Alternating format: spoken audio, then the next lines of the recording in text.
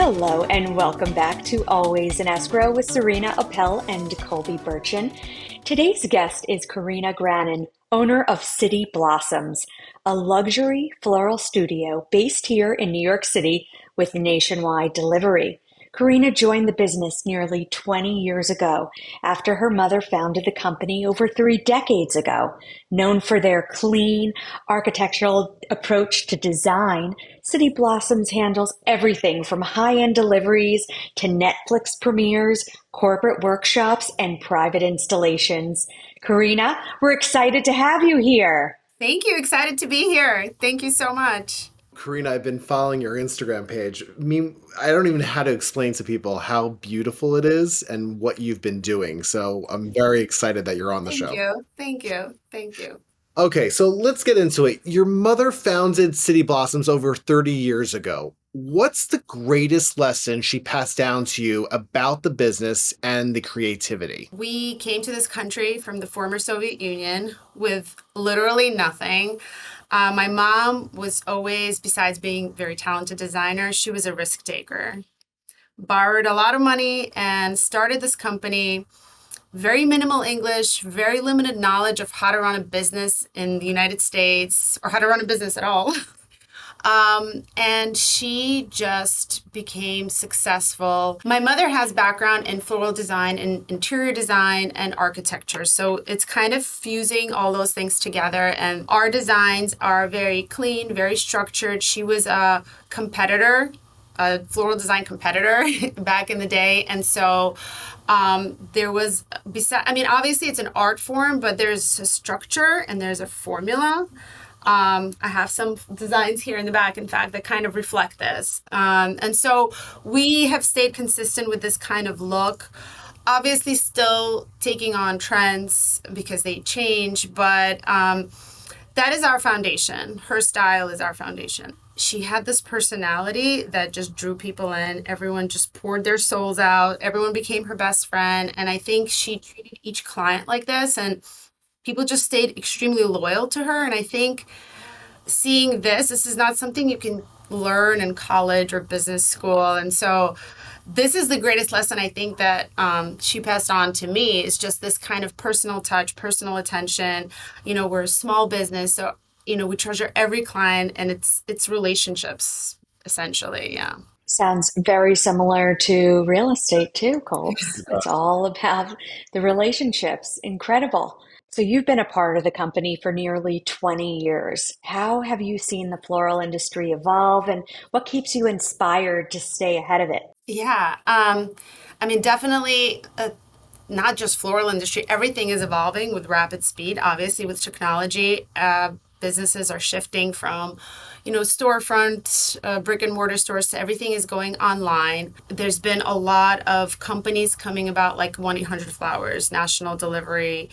While we do provide national service, it is still through local florists. There's something special about having flowers hand delivered versus, shipped in a box. And I think it's also still important to support local businesses and seeing those individuals' unique styles and creativity. So we've definitely grown in the sense that we are an online shop and Instagram and the social media, and we're trying to keep up with all of those things. But we're still a flower shop. We still package your flowers, we take your order, and we hand deliver it to you, from us to you.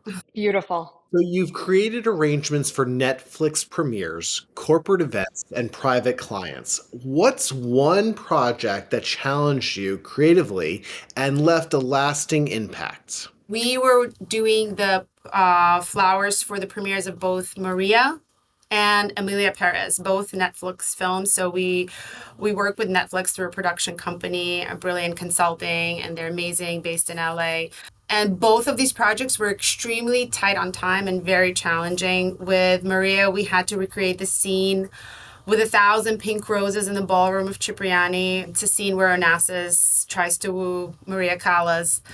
And, all of this was like, you have a day to put this together. You have a couple of days. So this was a challenge in the sense it was just very grand. And we had to just pull all our resources together, all the creativity, and I think everyone worked really hard, and it came out absolutely magical and beautiful. The other film, Emilia Perez, very different. Their marketing team had these three colors that we had to work with that kind of, I think, represented the characters. But everywhere, if you see it, it's like a yellow, a magenta, and like a teal. So we need to find flowers that are teal. So, of course, we had to run around, figure out how to dye flowers so they look beautiful and natural. So it's just kind of bringing those two brands together for the premieres. I think that was probably the most challenging, also the most rewarding. It was beautiful, and I was just really happy. Also, one of the films did really well and won a bunch of awards, so that was exciting. Wow, that sounds so fun, but definitely stressful too, because when the timing is right, and how sensitive. I mean, you're working with a living plant, right? Flowers are living, and how quickly do you have to kind of operate with them to design the arrangement and then bring it to life? Like, how much time do you have there too? And is that something that you keep in mind? Oh, of course, that's super important. So, for example, if we're doing a wedding or an event, we want the roses fully bloomed and open. So, we need to think when we need to order those flowers so that when they're ready for their debut, they're at their prettiest.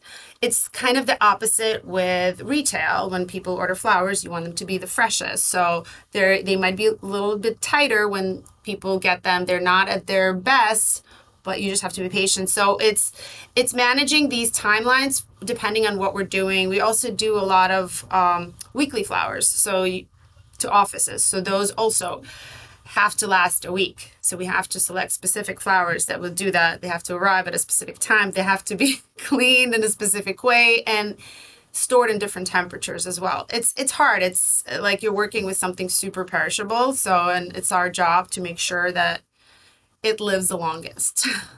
And you host workshops and bouquet bars for corporate clients and events. Why do you think flowers are such a powerful tool for connection and storytelling? It's amazing. I always say it's therapy. I don't know if you guys have ever designed flowers. I think, I mean, much like I guess art therapy, there's something about working with flowers that just kind of pauses your brain. I mean, in that kind of setting, not when you're trying to put together a movie premiere, maybe, but when you're just designing for yourself, it's just very relaxing. It's a creative outlet. I think it's great bonding, like for team bonding experience in a corporate setting or social event. You have a glass of wine, you're designing with flowers, you're making something beautiful. And what's amazing is when we teach these workshops, we have an example of an arrangement. I go step by step how to make it, and yet every single one will look completely different. And I think it's just amazing because it's all like a reflection of someone's personality, how they're designing it, even though they're trying to follow exactly step by step. Right. And people can find that on your You website. can find it on our website, on our Instagram. Yes, we're very excited. We're going to have like a little summer series. And yeah, they will design here, take the arrangement home with them. Should be fun. And what kind of flowers are given during that kind of class? Typically, whatever is in season. A lot of these kinds of arrangements have some hydrangeas, roses. We might have some peonies. They're kind of towards the end of the season now. Spray roses, lisianthus, lots of beautiful flowers that are in season right now. That's so much fun. Serena, I'd love to. We should come to New York and do that. We should. So, running a small storefront and national delivery business from New York City isn't easy. What advice would you give to someone looking to turn a creative passion into a lasting business? Stay true to your vision, to your brand, and not try to kind of fit into something what you think people would want, because that authenticity is what eventually gets you there. My opinion. It's hard. New York City's hard. It's a lot of competition. Everyone's super talented. But I think you just have to stay the course and sometimes take a risk. Like my mom took a risk and just took everything she had, borrowed a lot of money, put it in, and just stayed to who she was. So beautiful. All right, Karina, when you look back at your nearly 20 years in this business, what's the moment you're most proud of and what's still on your list to create? I think I'm most proud of having the business relationship I have with my mom. Everyone always said, I mean, I came into this industry from finance, so I was in a different field, and everyone said, you can't be partners with, you can't go into business with family. And we have the most amazing business relationship. And I think I'm really proud of both of us for being able to create that. And I think what I have a lot of dreams. It's a long list. We're gonna have to have another podcast. I mean, I definitely, would love to get, larger clients, corporate, and just expand. Right. Well, you're putting it out there. We're talking about it right here and now.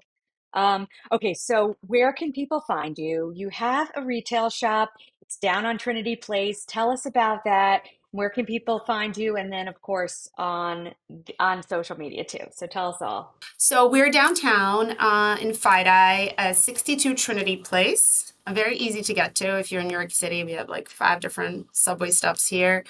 Online, cityblossoms.com. On Instagram, City Blossoms NYC. Feel free to message us at any time. I'm very hands-on, so I see every message that comes through on our emails, on our Instagram. So yeah, I look forward to connecting with everyone. Thank you so much. Such Thank a you. pleasure. Thank you, guys. Thank you, Karina.